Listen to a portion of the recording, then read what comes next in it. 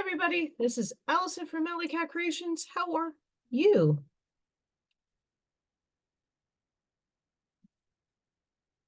I'm hanging in. Please, oh no.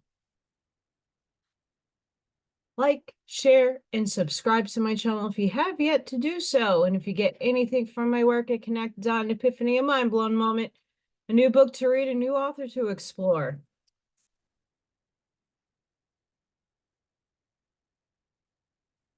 I hate this camera. Please consider supporting my work. Sorry. That resets it somehow. I don't know.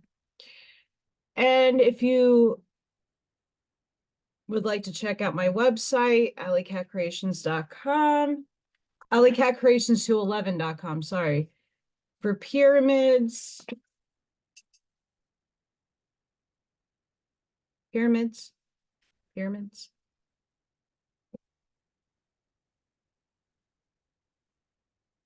Valentine's Day stuff. You put your photo or something here if you would like. I have made different colors.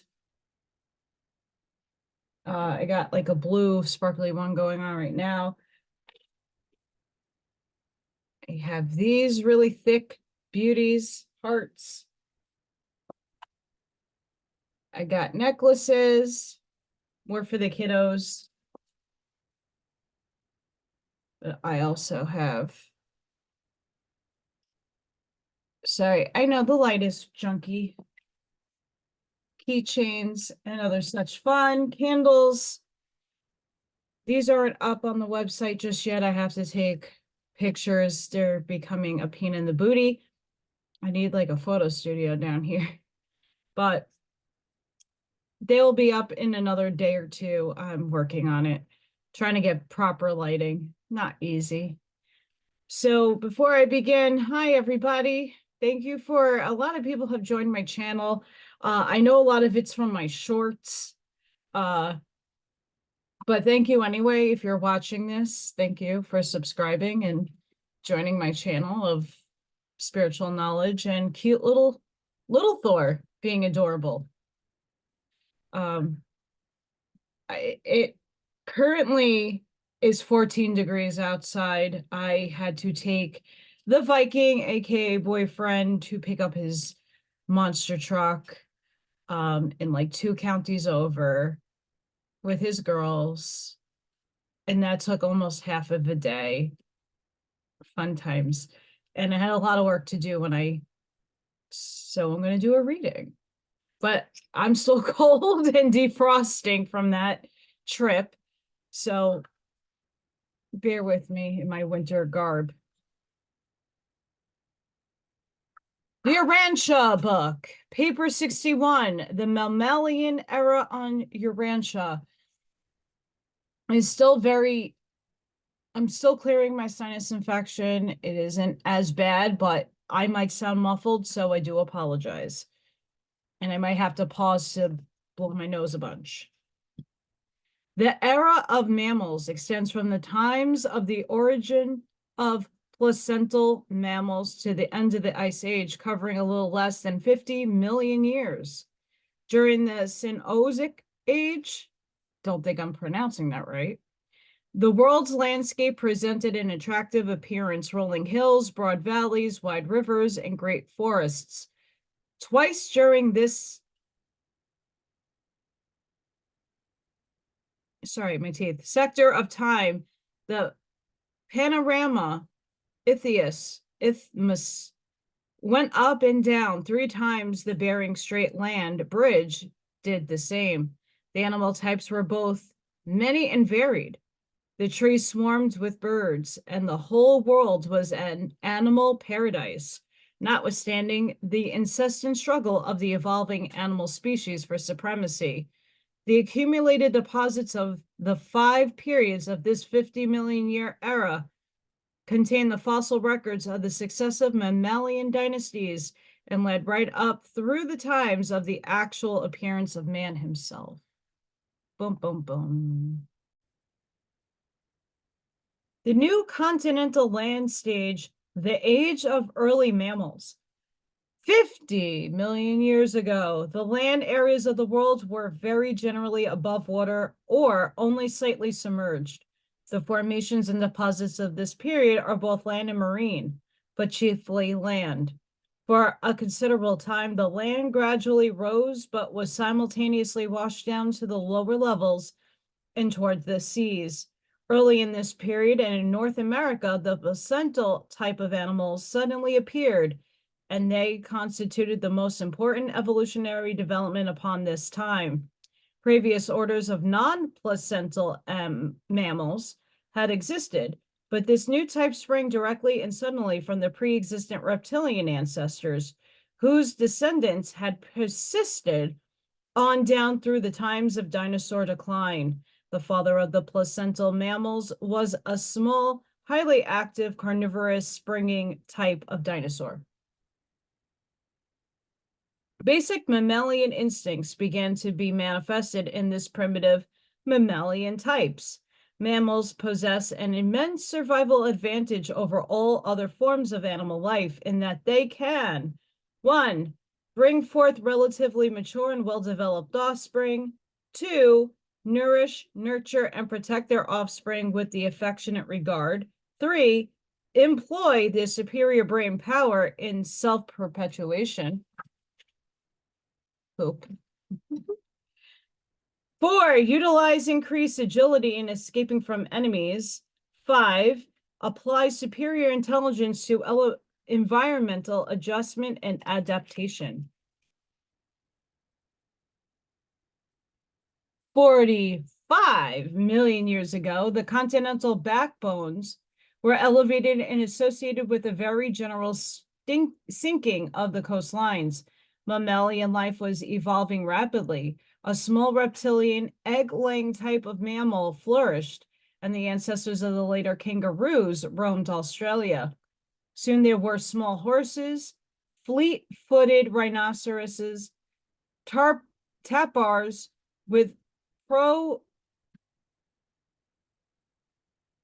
proboscis, don't know what that is, primitive pigs, squirrels, lemurs, opossums, and several tribes of monkey-like animals. They were all small, primitive, and best suited to live among the forests of the mountain regions. A large ostrich-like land bird developed to a height of 10 feet and laid an egg 9 by 13 inches. These were the ancestors of the later gigantic passenger birds that were so highly intelligent and that one time transported human beings through the air. The mammals of the early Cenozoic lived on land, under the water, in the air, and among the treetops. They had from 1 to 11 pairs of mammary glands, and all were covered with considerable hair. In common with the later appearing orders, they developed 2 successive sets of teeth and possess large brains in comparison to body size, but among them all no modern forms existed. 40 million years ago, the land areas of the northern hemisphere began to elevate, and this was followed by new extensive land deposits and other terrestrial activities, including lava flows, warping, lake formation, and erosion. During the latter part of this epoch, most of Europe was submerged. Following a slight land rise, the continent was covered by lakes and bays. The Arctic Ocean, through the Ural Depression, ran south to connect with the Mediterranean Sea, as it was then expanded northward. The highlands of the Alps, Carpathians, Apennines, and Pyrenees being up above the water as islands of the sea. The Isthmus of Panama was up. The Atlantic and Pacific Oceans were separated. North America was connected with Asia by the Bering Strait land bridge, and with Europe by way of Greenland and Iceland. The Earth's circuit of land in northern latitudes was broken only by the Ural Straits, which connected the Arctic seas with the enlarged Mediterranean. Considerable foraminiferal Ferrol limestone, sorry, I am totally butchering that, was deposited in Europe waters. Today, this same stone is elevated to a height of 10,000 feet in the Alps, 16,000 feet in the Himalayas, and 20,000 feet in Tibet. The chalk deposits of this period are found along the coast of Africa and Australia, on the west coast of South America, and about the West Indies. Throughout this so-called Eocene period, the evolution of mammalian and other related forms of life continued with little or no interruption. North America was then connected by land with every continent except Australia, and the world was gradually overrun by primitive mammalian fauna and various types. The recent food stage, the animal advanced mammals. This period was characterized by the further and rapid evolution of placental mammals, the more progressive forms of mammalian life developing during these times. Although the early placental mammals sprang from carnivorous ancestors, very soon herbivorous branches developed, and long omnivorous mammalian families also sprang up. The angiosperms were the principal food of the rapidly increasing mammals. The modern land flora, including the majority of present-day plants and trees, having appeared during earlier periods, 35 million years ago, marks the beginning of the age of placental mammalian world domination. The southern land bridge was extensive, connecting the enormous Antarctic continent with the South America, South Africa, and Australia. In spite of the massing of land in high latitudes, the world climate remained relatively mild because of the enormous increase in the size of the tropic seas, nor was the land elevated sufficiently to produce glaciers. Extensive lava flows occurred in Greenland and Iceland, some coral being deposited between these layers. Marked changes were taking place in the fauna of the planet. The sea life was undergoing great modifications. Most of the present-day orders of marine life were in existence, and foraminifers continue to play an important role. The insect life was much like that of the previous era. The fluorescent fossil beds of Colorado belong to the later years of these far distant times. Most of the living insect families go back to this period, but many then in existence are now extinct through their fossil remains. On land, these were preeminently the age of mammalian renovation and expansion of the earlier and more primitive mammals. Over 100 species were extinct before this period ended. Even the mammals of large size and small brains soon perished. Brains and agility had replaced armor and size and progress of animal survival. And with the dinosaur family on the decline, the mammals slowly assumed domination of the earth, speedily and completely destroying the remainder of their reptilian ancestors. Sorry, guys. I didn't realize my phone was on. Along with the disappearance of the dinosaurs, other and great changes occurred in the various branches of the Sirene family. The surviving members of the early reptilian families are turtles, snakes, and crocodiles. Together with the venerable frog, the only remaining group representative of man's earlier ancestors. Various groups of mammals had their origin in a unique animal, now extinct. This carnivorous creature was something of a cross between a cat and a seal. It could live on land or in water and was highly intelligent and very active. In Europe, the ancestor of the canine family evolved, soon giving rise to many species of small dogs. About the same time, the gnawing rodents, including beavers, squirrels, gophers, mice, and rabbits, appeared and soon became a notable form of life. Very little change having since occurred in this family. The later deposits of this period contain the fossil remains of dogs, cats, coons, and weasels in ancestral form. 30 million years ago, the modern types of mammals began to make their appearance. Formerly, the mammals had lived for the greater part in the hills, being of the mountainous type. Suddenly, they began the evolution of the plains or hoof type. The grazing species, as differentiated from the claw flesh eaters. These grazers sprang from an undifferentiated ancestor having 5 toes and 44 teeth, which perished before the end of the age. Toe evolution did not progress beyond the 3-toe stage throughout this period. The horse, an outstanding example of evolution, lived during these times in both North America and Europe, though his development was not fully completed until the later Ice Age. While the rhinoceros family appeared at the close of this period, it underwent its greatest expansion subsequently. A small hog-like creature also developed, which became the ancestor of many species of swine. Pecaries and hippopotamuses.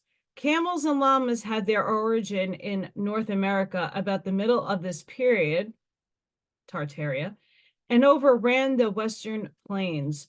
Later, the llamas migrated to South America, the camels to Europe, and soon both were extinct in North America, though a few camels survived up to the Ice Age. About this time, a notable thing occurred in Western North America. The early ancestors of the ancient lemurs first made their appearance. While this family cannot be regarded as true lemurs, their coming marked the establishment of the line from which the true lemurs subsequently sprang.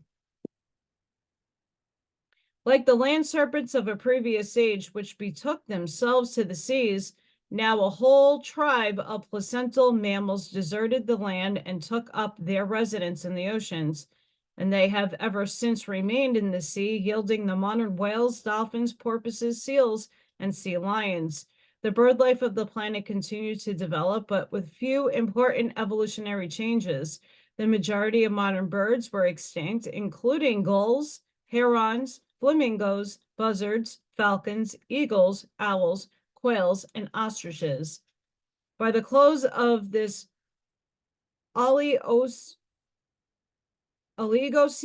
period, covering 10 million years, the plant life together with the marine life and the land animals had very largely evolved which was present on Earth much as today. Considerable specialization has subsequently appeared, but the ancestral forms of most living things were then alive. The modern mountain stage age of the elephant and the horse.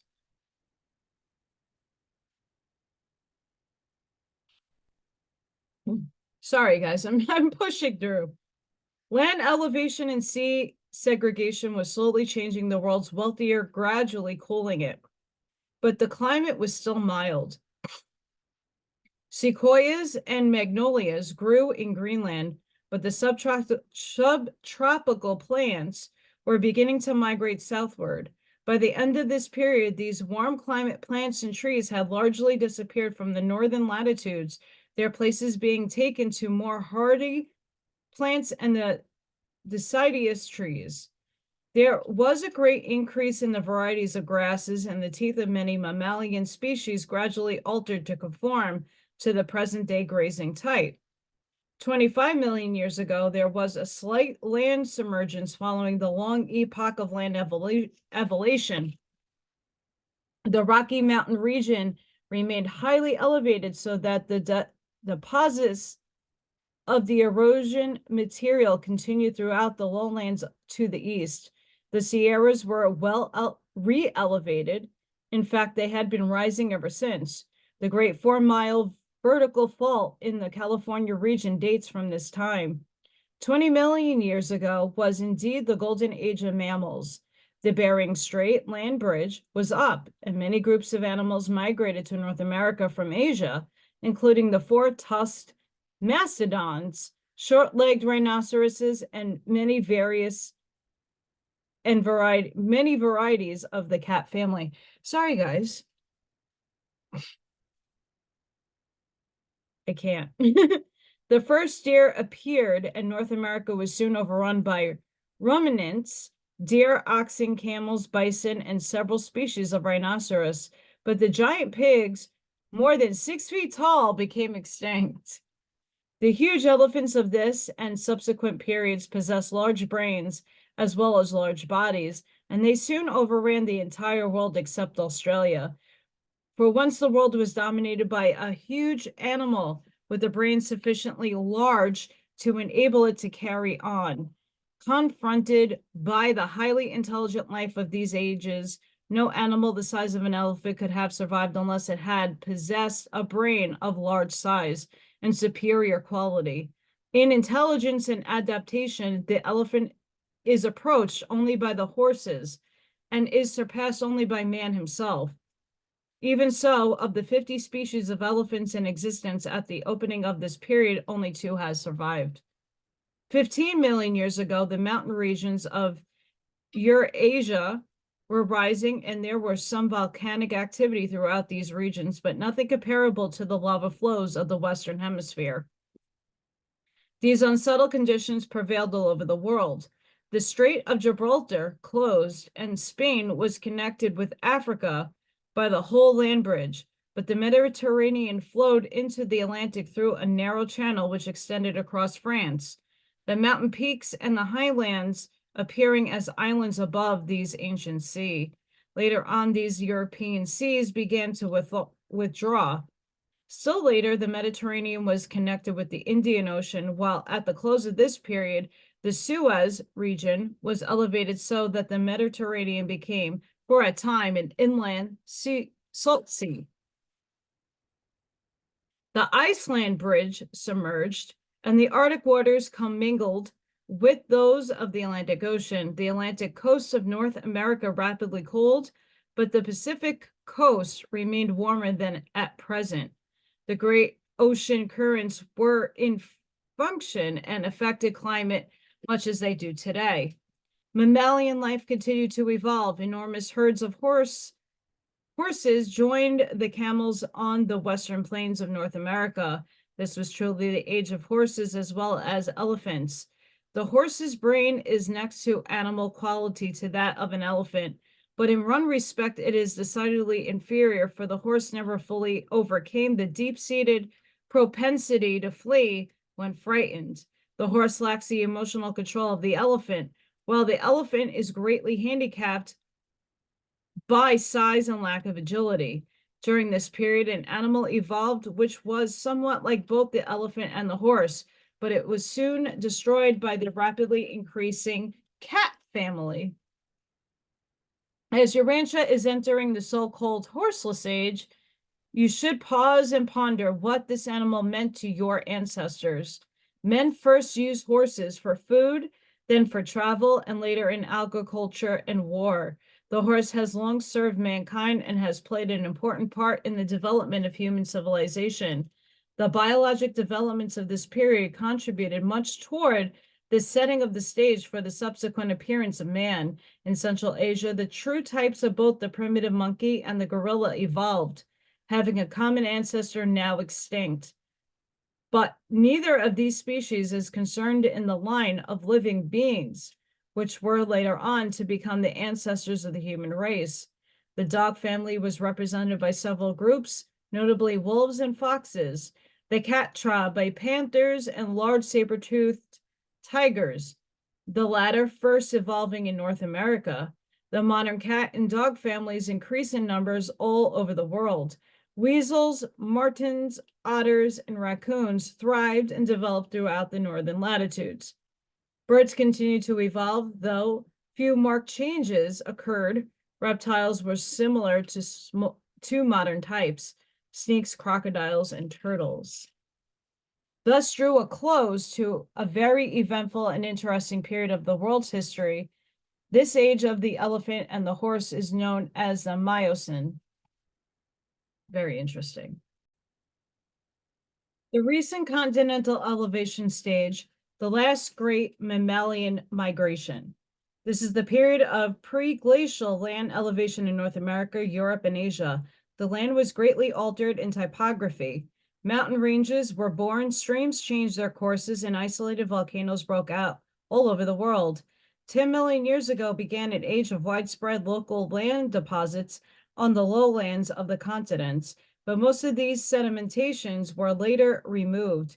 Much of Europe at this time was still underwater, including parts of England, Belgium, and France, and the Mediterranean Sea covered much of northern Africa. In North America, extensive deposits were made at the mountain bases and lakes and in the Great Land Basins. These deposits average only about 200 feet or more or less, colored, and fossils are rare. Two great fish water lakes existed in western North America. The Sierras were elevating. Shasta, Hood, and Rainier were beginning their mountain careers, but it was not until the subsequent ice age that North America began to creep toward the Atlantic Depression. For a short time, all the land of the world was again joined, excepting Australia, and the last great worldwide animal migration took place. North America was connected with both South America and Asia, and there was a free exchange of animal life. Asiatic sloths, armadillos, antelopes, and bears entered North America, while North America camels went to China. Rhinoceroses migrated over the whole world except Australia and South America, but they were extinct in the Western Hemisphere by the close of this period. In general, the life of the preceding period continued to evolve and spread. The cat family dominated the animal life, and marine life was almost at a standstill. Many of the horses were still three-toed, but the modern types were arriving. Llamas and giraffe-like camels mingled with the horses on the grazing plains. The giraffe appeared in Africa, having just as long a neck then as now. In South America, sloths, armadillos, anteaters, and the South American type of primitive monkeys evolved. Before the continents were finally isolated, those massive animals, the mastodons, migrated everywhere except Australia. 5.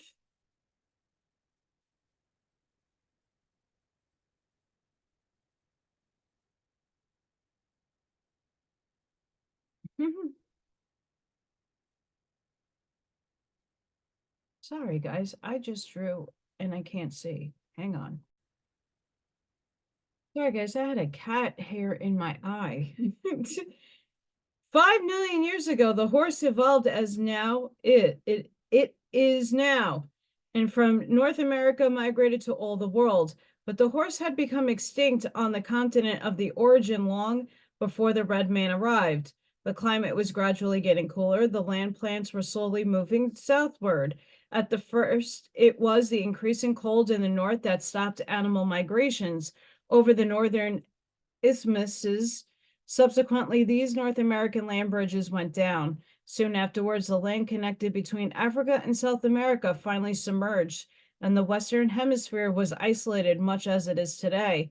From this time forward, distinct types of life began to develop in the Eastern and Western Hemispheres, and thus does this period of the almost 10 million years duration draw to a close. And not yet as the ancestor of man appeared. This is the time usually designated as the Paleocene, the early Ice Age.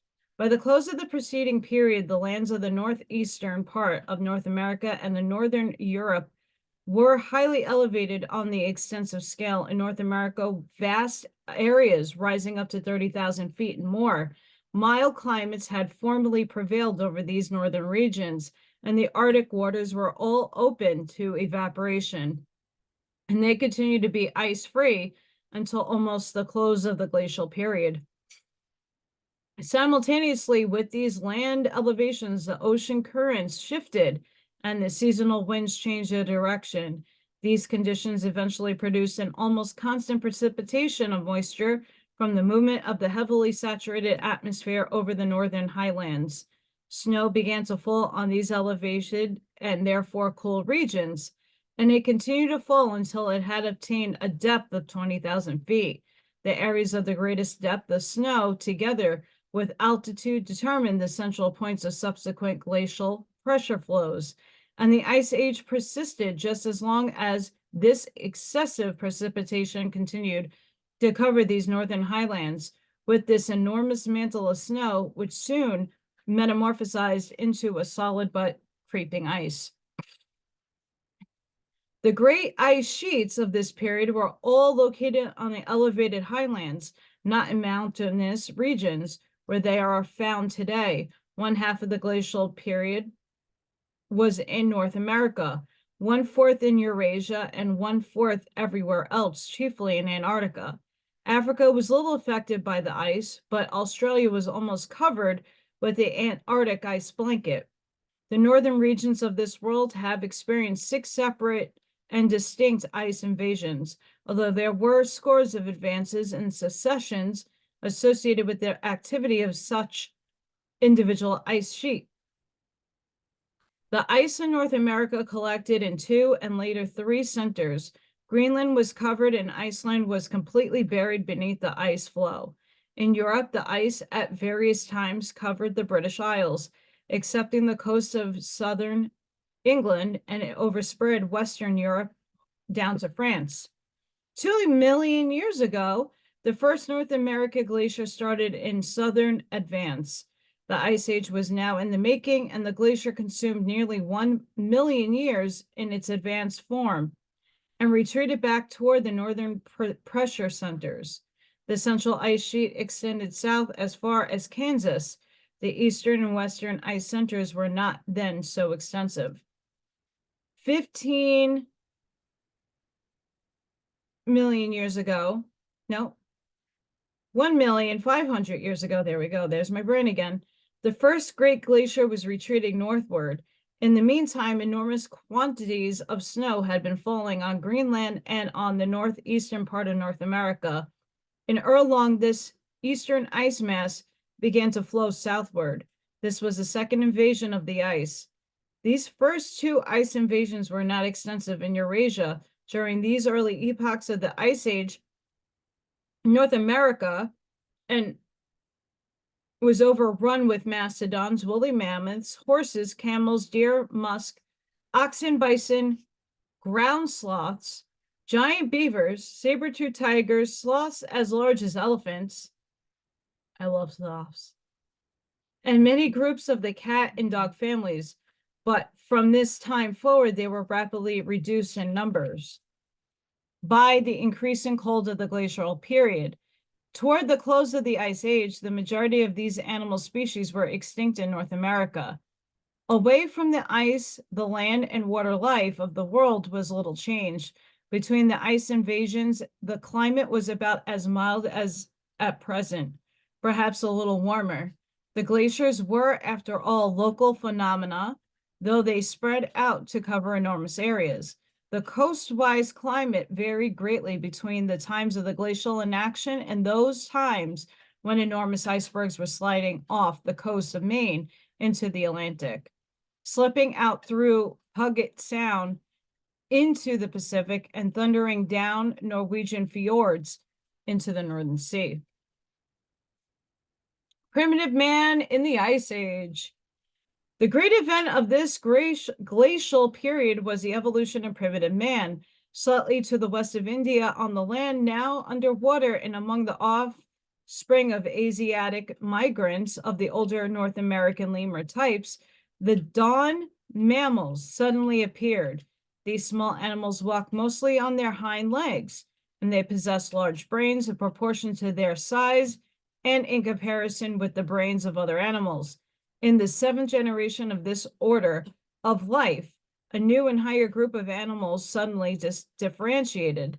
These new mid-mammals, almost twice the size and height of their ancestors and possessing proportionately increased brain power, had only well established themselves when the primates, the 3rd vital mutation, suddenly appeared. At this time, a retrograde development within the mid-mammal stock gave origin to the simian ancestry, and from that day to this, the human branch has gone forward by progressive evolution, while the simian tribes had remained stationary or have actually retrogressed. 1 million years ago, Urantia was registered as an inhabited world. A mutation within the stock of the progressing primates suddenly produced 2 primitive human beings, the actual ancestors of mankind. This event occurred at about the time of the beginning of the 3rd glacial advance. Thus, it may be seen that your early ancestors were born and bred in a stimulating, invigorating, and difficult environment. And the sole survivors of these Urantia aborigines, the Eskimos, even now prefer to dwell in frigid northern climates. Human beings were not presented in the Western Hemisphere until near the close of the Ice Age, but during the interglacial epochs, they passed westward around the Mediterranean and soon overran the continent of Europe. In the caves of the Western Europe may be found human bones mingled with the remains of both tropic and Arctic animals, testifying that man lived in these regions throughout the later epochs of the advancing retreating glaciers. Very interesting there, though I don't have an agreement with some of it. The continuing Ice Age. Throughout the glacial period, other activities were in progress, but the action of the ice overshadows all other phenomena in the northern latitudes. No other terrestrial activity leaves such characteristic evidence on the topography. The distinctive boulders and surface cleavages, such as potholes, lakes, displaced stone, and rock flour, are to be found in connection with no other phenomena in nature. The ice is also responsible for those gentle swells or surface undulations known as drumlins. And a glacier, as it advances, displaces rivers and changes the whole face of the earth. Glaciers alone leave behind them those telltale drifts, the ground, lateral, and terminal moraines. These drifts, particularly the ground moraines, extend from the eastern seaboard north and westward in North America and are found in Europe and Siberia. 750,000 years ago, the fourth ice sheet, a union of the North American central and eastern ice fields, was well on its way south. At its height, it reached to southern Illinois, displacing the Mississippi River 50 miles to the west, and in the east, it extended as far as the Ohio River and central Pennsylvania. The Asia and Siberian ice sheet made its southernmost invasion, while in Europe, the advancing ice stopped just short of the mountain barrier of the Alps. 500,000 years ago, during the fifth advance of the ice, a new development accelerated the course of human evolution. Suddenly, and in one generation, the six colored races mutated from the Aboriginal human stock. This is a doubly important date since it also marked the arrival of the planetary prince. In North America, the advancing fifth glacier consisted of a combined invasion by all three ice centers. The eastern lobe, however, extended only a short distance below the St. Lawrence Valley, and the western ice sheet made little southern advance, but the central lobe reached south to cover most of the state of Iowa. In Europe, this invasion of the ice was not so extensive as the preceding one. 250 years ago, 1,000 years ago, the sixth and last glaciation, whatever, I'm done trying to pronounce words today, began, and despite the fact that the northern highlands had begun to sink slightly, this was the period of greatest snow depositation on the northern ice fields.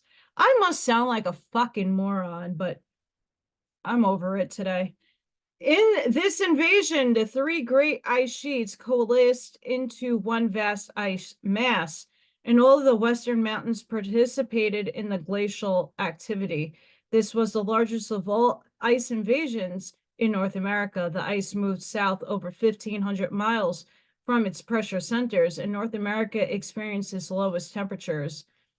200,000 years ago, during the advance of the last glacier, there occurred an episode which had much to do with the march of events on Urantia, the Lucifer Rebellion.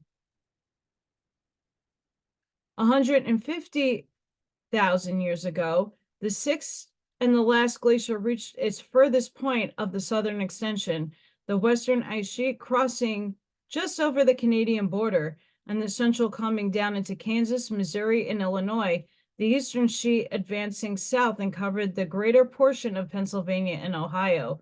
This is the glacier that sent forth many tongues or ice lobes, which carved out the present-day lakes, great and small. During its retreat, the North American system of Great Lakes was produced, and Urantian geologists has very accurately deduced the various stages of this development and have correctly surmised that these bodies of water did, at different times, empty first into the Mississippi Valley, then eastward into the Hudson Valley, and finally by a northern route into the St. Lawrence. It is 37,000 years since the connected Great Lakes system began to empty out over the present Niagara route. 100,000 years ago, during the retreat of the last glacier, the vast polar ice sheets began to form, and the center of ice accumulation moved considerably northward. And as long as the polar regions continue to be covered with ice, it is hardly possible for another glacial age to occur, regardless of future land elevations or modification of ocean currents. This last glacier was 100,000 years in advance, and it required a like span of time to complete its northern retreat. The temperature regions have been free from the ice for a little over 50,000 years. The rigorous glacial period destroyed many species and radically changed numerous others. Many were solely sifted by the to and fro migration, which was made necessary by the advancing and retreating ice. Those animals which followed the glaciers back and forth over the land were the bear, bison, reindeer, musk, ox, mammoth, and mastodon. The mammoth sought the open prairies, but the mastodon preferred the sheltered fringes of the forest regions. The mammoth, until a later date, ranged from Mexico to Canada. The Siberian variety became wool covered. The mastodon persisted in North America until exterminated by the red man, much as the white man later killed off the bison. In North America, during the last glaciation, the horse, tapir, llama, and saber-toothed tiger became extinct. In their places, sloths and armadillos and water hogs came up from South America. The enforced migration of life before the advancing ice led to an extraordinary commingling of plants and of animals. And with the retreat of the final ice invasion, many Arctic species of both plants and animals were left stranded high upon certain mountain peaks, whither they had journeyed to escape destruction by the glacier. And so today, these dislocated plants and animals may be found up on the Alps of Europe and even in the Appalachian Mountains in North America. The Ice Age is the last completed geologic period, the so-called Pleistocene. I am totally butchering that, so I do apologize. Over 2 million years in length. 35,000 years ago marked the termination of the Great Ice Age, accepting to the polar regions of the planet. This date is also significant to that approximates the arrival of the material sun and daughter and the beginning of the Adamic dispensation, roughly corresponding to the beginning of the Holocene or post-glacial period. This narrative, extending from the rise of mammalian life to the retreat of the ice and on down to the historic times, covers a span of almost 50 million years. This is the current geologic period, and it is known to your researchers as the Cenozoic, or recent times era. Sponsored by a resident of Life Carrier. And next time we will read The Dawn Races of Early Man. Sorry about that, guys. I don't know what's going on with my teeth. They are extra wiggly today. I'm trying to soak myself down with water,